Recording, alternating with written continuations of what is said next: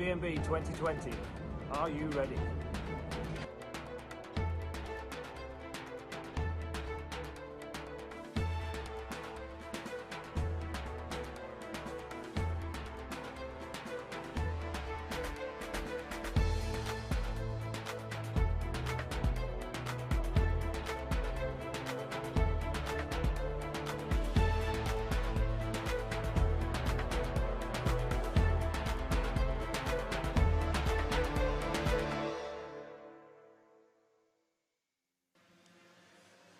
Good afternoon, ladies and gentlemen, and welcome to round number 4 of the Rich Energy British Mini Bikes. We are here in Lancashire, just on the outskirts of Wigan at Three Sisters. This is a very popular track with the mini bike crowd, back here once again on this brutally fast circuit, and we are looking towards a good afternoon's racing. My name is Chris Sora, delighted to be back here. It has been short notice, admittedly. I was originally due to be elsewhere, but due to various cancellations, I'm back here, and glad to say that I'm joined by a new commentator of the afternoon. I'd like to welcome to the mic Jake Sperry. And Jake, this is your first visit to the British Mini Bike, so we're completely fresh to this. And what's your take on things? I think this is where we see grassroots really start to rise up when it comes to a series like this. You see all these riders from a wide variety of ages really look to try and cement themselves, be it all the way down in, say, the MGP and JSM 90s, all the way up to, say, the 140 racing that we'll be having in terms of a blockbuster finale to racing action today. It's going to be something absolutely, a truly memorable and fantastic spectacle that we are going to be able to have here. And really a track which I think really adds a lot here to the season. Really quick, really fast, all about trying to really manage setup for about half a lap to give you the best opportunity on the back half of the circuit. This is a perfect paradise for riders. Well, that's a very good point you make, actually, because we're looking at the speed on here. This is really a track of two halves. We were at Lydd for the second round of the championship, and that is billed as the fastest karting track in the UK. So as you can imagine, the mini bike's very quick around here. This Three Sisters circuit's got a bit of everything. We've got the Conrod Straight, you'll see on the right of your screen at the moment, where the bikes pretty much, when they get towards the brow of the hill, are flat out. Mixed in with that, though, down towards the finish line, we've got some very tight corners, so setup is very important. The weather today, pretty good. We're approaching 20 degrees, so nice autumnal weather. And certainly compared to Lydd at the second round, it was an incredibly hot day, of course, and we were talking to riders like Dervin Elaine. Coming up here is a pundit telling us that it was all about the hard tyres. So today is a little bit cooler, still very nice weather, perfect conditions. Just to let you know, we are running a little bit behind schedule here on the track. Unfortunately, there were a few accidents in the morning qualifying, so we're expecting racing to be underway in just a shade over 20 minutes or so. So we're going to build into the fourth round of the championship here. We've got one or two little bits and pieces to go through as well. A few interviews that we've collated with various people within the paddock. And, of course, you're used to this with the various events you've been on as well, Jake. Of course, this is now the halfway point of the championship. They always say that you can't win a championship at the start of the year. You can certainly go a long way towards losing. We're past that stage now, and we're already starting to get some names, familiar names, of course, in many of the classes, starting to establish themselves at the front of the table. 2 more rounds to go, of course, after this. And this halfway point of the championship, it's very important if you're looking to build yourself to go for a tilt at the title. It certainly is, and it's especially important when you talk about how the structure of these races happen over the course of what we've got. There's 20 races offing for everyone watching here today, and what's going to be very, very crucial about the fact and the way that people are going to be trying to win these races, these riders, they know they don't have that opportunity maybe if they have a bad race in the first round to really have a good proper think about things and then go, okay, second round might just be a little bit better of an opportunity to go out there and get it. The big key about this is you can't afford one bad race. Despite the fact there's only 3 rounds left, there's still 6 races between now and the end of the season. Every race matters. There's a couple of championships where it can be wrapped up, say, for example, with 3 races to go. There's other championships where right now you can't separate them by a sheet of paper. Yeah, it's very close indeed. Just incidentally, at the moment, we've got the qualifying underway for the Super Minis, and that, of course, was the commentator's nightmare for much of the year. We've got Joe Dickinson topping the qualifying charts. sharing the two bikes, number 48, Kyle Ryde, who's not here today, is at the British Superbikes at Alton Park, which makes life a little bit easier for the commentators, of course, because those who are always duking it out at the front, they'll be, of course, racing a bit later on. Here we see just an overview of the Three Sisters circuit, very well-established circuit, and a couple of years ago was really brought up to spec by none other than Bill Sisley, who very well involved in the karting circles, and one of the main people who was involved in the career of Johnny Herbert many, many years ago, came up here to Lancashire and really did a good job at bringing this circuit, which has always been a great track, up to spec. And here we see from, yet again, our fantastic drone footage, just what a nice setup this is. This is a fantastic place to really go out here and see racing. We can see here from aerial coverage right now just how really compact the opening sector is, heading through the opening corner of Paddock Bend towards Turn 2 and the Valley, and that's such a really tough place. That Turn 3 as well. Do not sleep on that Turn 3. That's going to be the important setup corner to the S's section. Has a lot of characteristics to it, really, Chris, that has many similarities, say, to Road America's rise up towards turn number 6. Maybe even you could say the run up towards the corkscrew, where you have that flattening of the track going in towards the next left-hander, which really makes spotting a braking zone difficult. And at the top of the screen here, you'll see the Conrod straight leading towards the Penrith climb. This is, I would say, this is about the fastest part of the British mini bike calendar. It's this long draw up the hill. As always, with cameras, they don't really give a true idea of the gradient, because you go up the hill, down towards the final right-hand corner. You can see the Super Minis actually making their way off the circuit at the moment. And there's a lot of gradient in there as well. That final braking part into the final corner, we've seen a couple of riders get that wrong this morning, and it can all go wrong there. So the mixture here, of course, is, of course, if you're used maybe to use an example, the Formula One, the old Hockenheim circuit in Germany, very, very fast circuit, lots of big, long straights, but thrown in there was always the old tight stadium section. Similar sort of principle here, because we've got this blindingly long straight and then some very tight technical parts in here as well.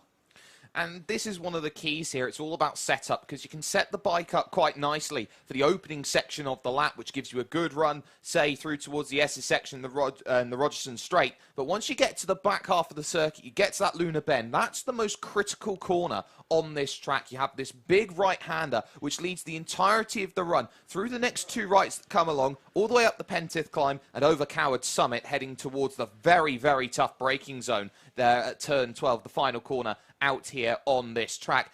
This is a place where I think many a rider is going to have to be very, very cautious about track position. When you have a long straight section like this, you're going to be looking at one thing and one thing only: staying in a range and being in that range to capitalize on a little bit of toe that gives you the run here along Conrod. And I think you make a good point there about the Lunar Bend. This is just for your point of reference. When you see the paddock on your screen here, that really tight right-handed hairpin leading onto the straight there, I've been on it on four wheels, admittedly, rather than two, but that corner is very important indeed, because get that wrong and you're like a sitting duck on the straight, really. It's a very well-established circuit, of course, and very popular with the riders, as we mentioned before, of course, and brilliant venue for this halfway point of the championship. Of course, you see lots of people here. Look how busy the paddock is. Everyone social distancing, and if anyone's picking this up on the paddock, just a reminder again, everyone has been very good about this over the weekend, just to make sure that you wear your face masks at all times and you're not at your vehicle and adhere to social distancing. Again, people have been very good about that over the weekend. It's a pleasure to see, because the way we are at the moment, the world we live in, these sort of things are closely looked at and the authorities looking into it. It's been a really difficult year for motorsport. I know, from my own personal point of view, the commentating, a lot of the events I've been involved in have been cancelled this year. It's a real credit to Alan Lord and the team at British Mini Bikes to get this series off the ground. It only started in July, of course, very late by normal standards. And although it's only been a half year, effectively, it's already turned into a very good championship, and it's been a real credit to the organisers. Absolutely, and we've seen here how all of these championship rounds have brought a little bit of something to it, and be it, of course, at Ello Park, be it at Lydd, or be it, say, at Wilton Mill, which we'll be heading back to for round 5 of the championship. This is going to be something really worth putting a little bit of time in, a little bit of investment in, because all of these little battles that we'll be seeing up and down, they are going to be worth keeping in mind, because it's not just the fact that we're looking at, say, a series of riders riders who are going to be really trying to put themselves at the top and winning a championship. It's so much more than that. It's the development. It's going up through the ranks, going through and seeing riders getting better and better and better the longer that we see these championships go on. And it's about that curve and saying, well, you will see a couple of riders go up there and really challenge at the very, very top of what biking has to offer. Just a few shout-outs, of course. If you are watching this on the YouTube channel, feel free to get behind your riders. We've had plenty of this at Wilton Mill. We've got Joanne Herbertson giving a shout-out to her brother Dom Herbertson, debutantes Heffin and Medrid Owen. And they've got a couple on here, Team DHR as well. So if you are just joining us here for round number 4 of the Rich Energy British Mini Bikes, my name's Chris Ora with debutant Jake Sperry.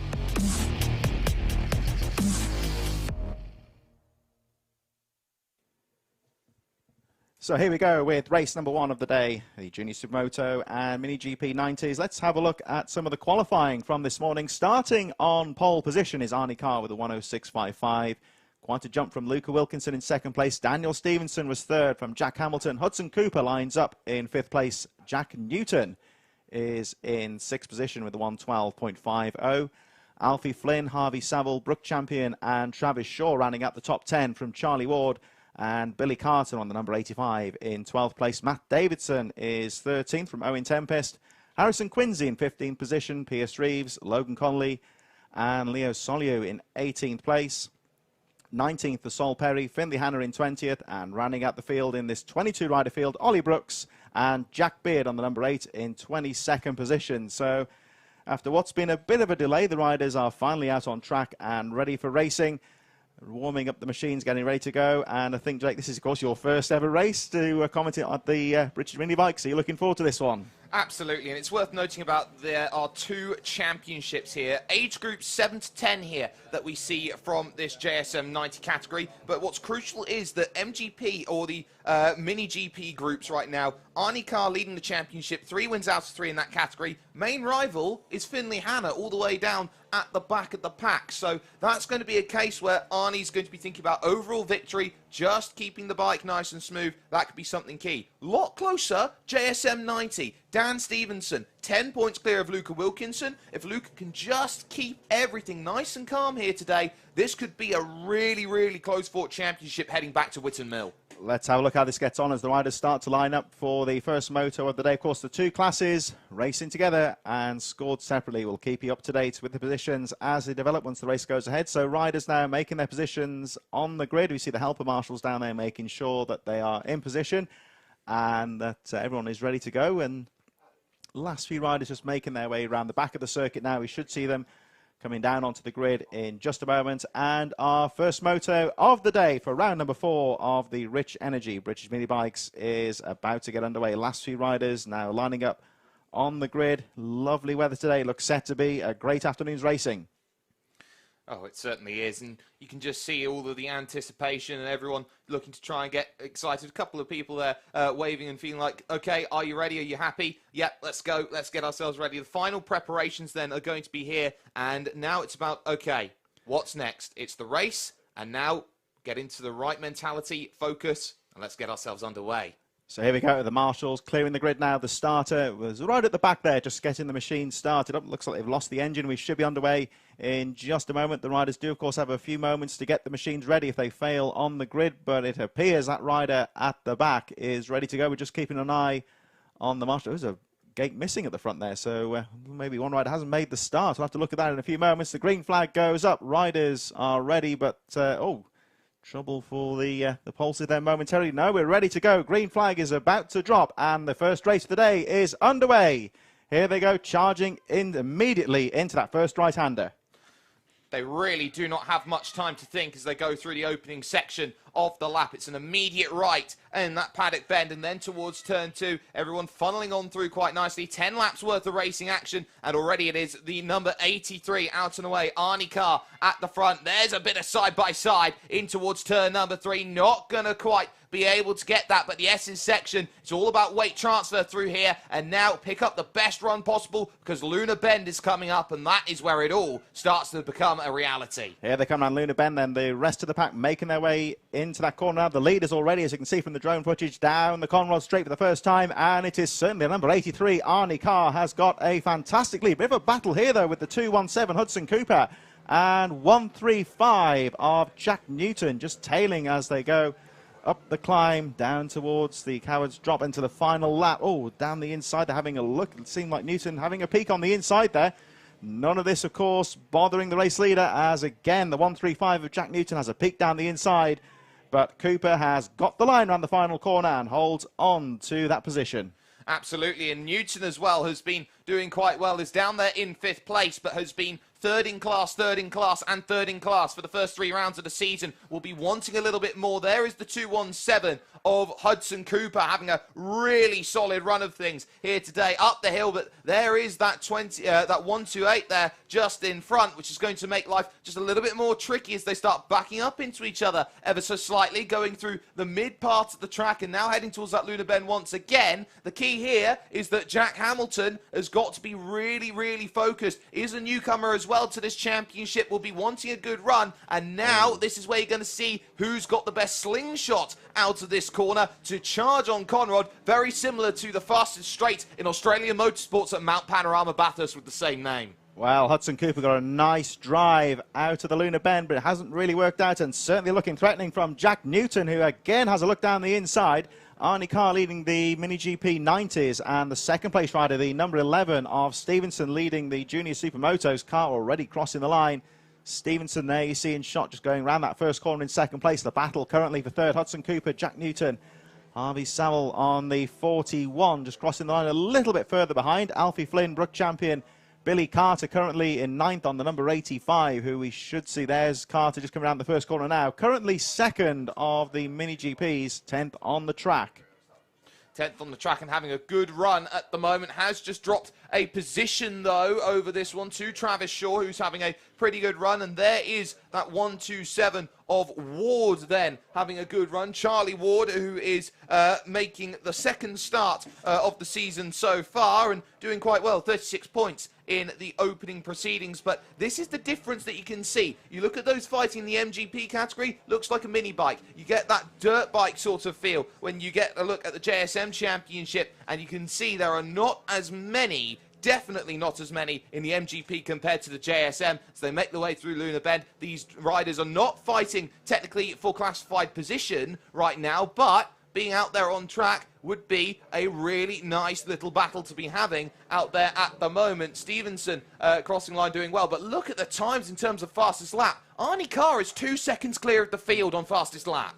Yet again, Arnie Carr, the class of the field, and here we see the like you mentioned, of course, Jake, the difference between the two machines. These riders, of course, not battling for position right now, but they're in two separate classes. But the racer's instinct is always to try and pass that rider in front, and always just to try and get as many riders in a different class between you and your rivals. We just saw one of the novices there a bit further down, may possibly have been Jack Beard. We're trying to identify the rider in a few moments, but one or two of the riders with the high-vis vests you'll notice out there as well. These are novice riders, so new to the sport. Just to explain to the more experienced guys out front that they are new riders, just to give them a bit more space when you're lapping them going into the corners.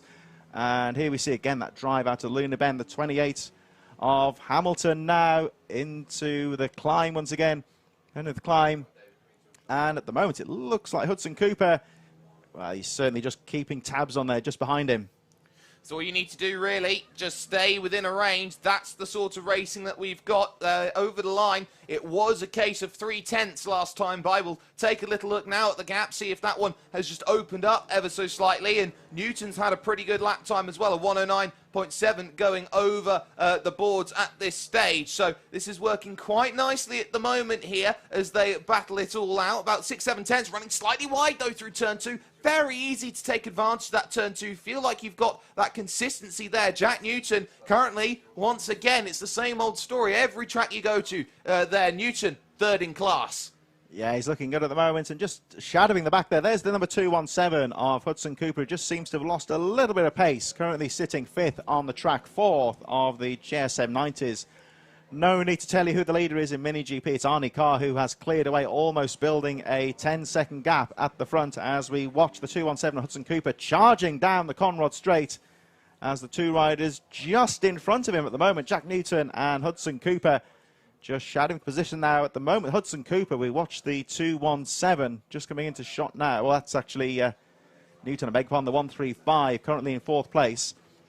This might be a case now where Newton, 5 laps to go here, he's just got to try and shadow the rider in front, just learn the lines maybe, because there might be a stage here where he knows he can perhaps get a better line somewhere and just make that pass. There's no need to be aggressive at this stage, really, Chris, when you see how this circuit really does offer overtaking opportunity. You can pick and choose the moment as they have to deal with a little bit of lap traffic out there on the circuit. That was Solyu that they just went by, and then, of course, Ollie Brooks as well in 18th place. So they've got to try and really negotiate a way through. That's the 217 on screen right now of Hudson Cooper in that 5th position, 4th in category at this stage. But there are so many battles that are going to be going on up and down the order, and look at this here for a bit of try and run the big wide line, try and make it happen. Hamilton and Newton, they're side by side up Conrad, and it is Hamilton just holding off for the time being, but Newton has bit between teeth. Yeah, Newton's having a look here now. Great line from Hamilton to get the drive down Conrad Straight, and we'll see them coming down towards the final corner now. Looks to me like Hamilton's got this final corner pretty much nailed at the moment. Has a nice line through there, although Newton very quick on the exit, has a look down the inside into the first corner, but that pass isn't going to work out at this stage. Although he's got a nice exit out of the corner, tries the outside line. He's going to, of course, go into a left-hander this time, but Hamilton's got the line. He's got this one sorted at the moment. Very close battle here for 3rd place.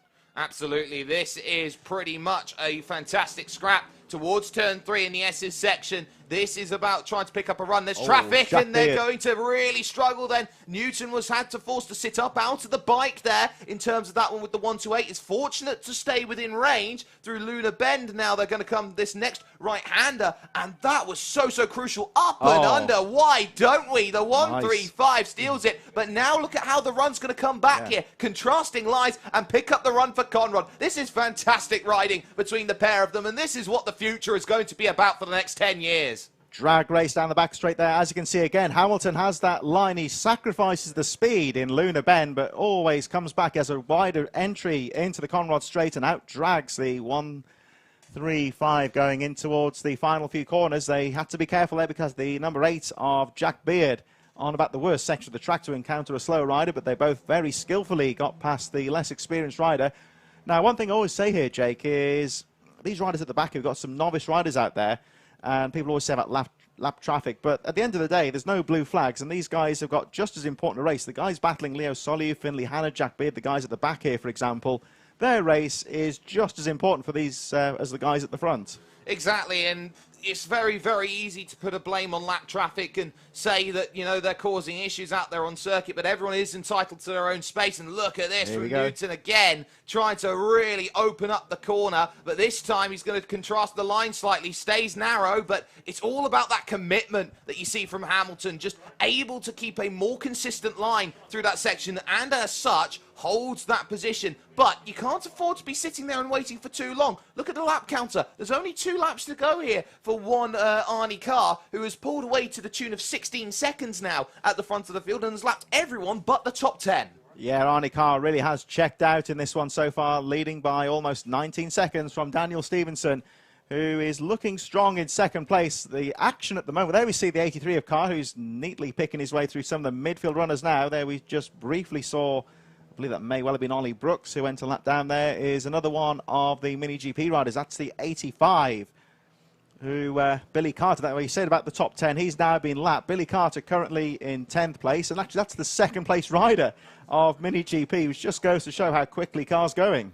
Absolutely, and this is pretty much revelation in the 90 category right now, doing a brilliant job still. That battle continues, though, between Hamilton and Newton for second in class at the moment through the long right, and you'd feel that Newton wants it, and there's the traffic. This is going to be, not ideal at all, and what a way to hold it around the outside. That was almost, let's put it into a car perspective, Mika Hakkinen, Michael Schumacher, Ricardo Zonta. Yeah, it was a bit close, that one there. It was a bit unfortunate there for Newton. He was trying to square the turn-off coming out of Luna Bend and get the drive down the straight, but unfortunately the back marker in the wrong place at the wrong time found himself bulked, and 1 lap to go next time round for these two riders. And actually, now let's have a look at this. Coming into play here on the final lap is the 217 of Hudson Cooper. Now, of course, Newton had that issue with the back marker. A bit of bad luck there. He lost the drive to Hamilton, and it looks to me like Hudson Cooper, well, they're all right on the tail. He's getting involved in this one on the final lap.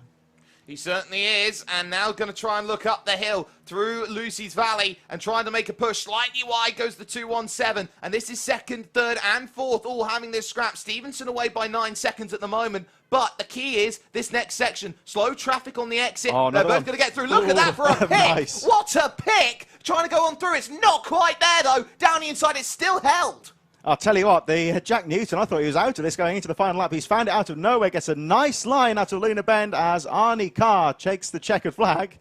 Unfortunately for Arnie Carr, we've almost forgotten about him, the poor rider who's won this race so well, because all our attention is on this battle down the back straight. Hamilton holding on to that third place. Newton had a good line and very skillfully got past the number 8 of Jack Beard. Here we go. So Stevenson's going to take second and win the Junior Supermoto. And here they come around the final corner, Jake. It's going to be close. Oh. And I think it's just going to end up in Hamilton's perspective. It is Hamilton from Newton and then Cooper then over the line. And it was not by much at all as they crossed the line. You could see there on the Delta, that one was really, really close. Those three split by 6/10 over the line. And notably there, Jack Newton setting his own personal best that time, 109.67. You just may have seen it flick onto the screen on that final lap. He really gave it all he could, but congratulations to Arnie Carr with a 25-second gap at the finish lap, all the way up to the 77th place of Alfie Flynn, number 44. Only the top 6 finishing on the lead lap. That was incredibly close, and we look forward to our next race coming out in a few moments. Is the Pit Bike Spares Stock 160 Group B.